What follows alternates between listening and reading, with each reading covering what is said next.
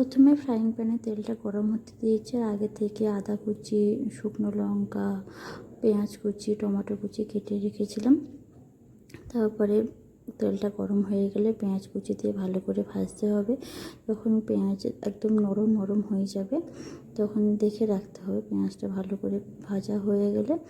যখন নরম নরম হয়ে যাবে তখন তার মধ্যে আদা কুচি, টমেটো কুচি ওইগুলো দিয়ে দিতে হবে। আদা কুচি দিয়ে ভালো করে নাড়তে হবে, নেড়ে নেড়ে যখন ভালো ভাজা ভাজা মতো হয়ে যাবে তারপরে আমি এই টমেটো আর লঙ্কাগুলো অ্যাড করে দিয়েছি। অ্যাড করে ভালো করে ভাজতে হবে যেন কোনো কাঁচা গন্ধ না থাকে। তারপরে আপনারা এর মধ্যে একটু স্বাদ মতো লবণ অ্যাড করবেন, তারপরে একটু হলুদ, একটু লঙ্কা এগুলো অ্যাড করে দিয়ে ভালো করে নাড়তে হবে। নাড়া হয়ে গেলে এখন আমি নতুন যেহেতু ভিডিও করছি তাই কিছু হয়তো ভুল হতেই পারে, তাই সবাই প্লিজ ক্ষমা করে দেবেন। এই আমার সব মশলাগুলো দেওয়া হয়ে গেছে। আপনারা নিজের প্রয়োজন মতো রান্না করবেন। যেহেতু আমি দুজনের জন্য রান্না করছি তাই আমার পরিমাণটাও অল্প অল্প, আপনাদের যেমন প্রয়োজন তেমন সেই রকম অনুযায়ী রান্না করবেন। ভালো আমি একটু মাঝখানে একটু জল অ্যাড করে দিয়েছিলাম। জল অ্যাড করে দিয়ে যখন মশলা থেকে তেলগুলো ছাড়া হয়ে যাবে তখন জল অ্যাড করে দেবেন, দিয়ে ভালো করে ভাজা নিতে হবে যেন এগুলো সব নরম নরম হয়ে যায়। আমি আবার একটু খুলে দেখে নিলাম যে সব ঠিকঠাক আছে কি না, তলে লেগে যাচ্ছে কি না। আবার একটু নেড়ে দিয়ে আর একটু মনে হয় জল দিয়েছিলাম।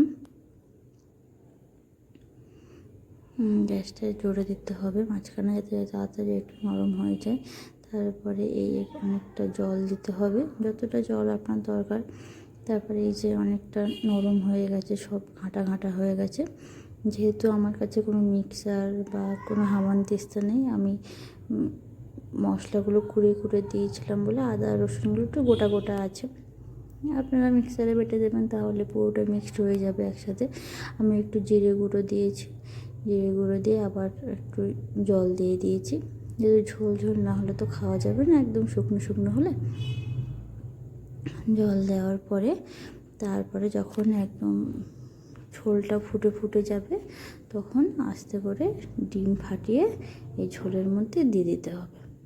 ঝোলের মধ্যে যেহেতু আমি দুজনের জন্য রান্না করছি, আমি 2টো ডিম ফাটিয়ে দিয়ে দিয়েছিলাম। ফাটিয়ে দিয়ে তারপর ঢাকা দিয়ে দেবেন। এই আপনার রান্না হয়ে গেল। আর যদি মনে করেন ডিম কাঁচা কাঁচা থাকবে, কাঁচা গন্ধ বাড়াবে, তাহলে একটু ওপর থেকে লবণ, একটু জিরে দিয়ে দেবেন। আর এই আমার একটা ছোট্ট মতো ভাতের হাঁড়ি, এতেই দুজনের ভাত হয়ে যায়। তারপরে এই রান্না হয়ে যাওয়ার পরে আমি একটু এটা সার্ভিং বাউলে এটাকে তুলে নিচ্ছি। এই দেখুন এরকম মশলা মশলা হবে, ঘাঁটা ঘাঁটা, আর ডিমটাও এরকম থাকবে। সবাই বাড়িতে রিলিজ করে দেখবেন, খেয়ে দেখবেন কেমন হয়েছে বলবেন। আর যদি কোনো ভুল হয়ে থাকে ভিডিওর মধ্যে তাহলে প্লিজ সবাই কমেন্ট করে জানাবেন কেমন করে করলে ভালো হবে না হবে।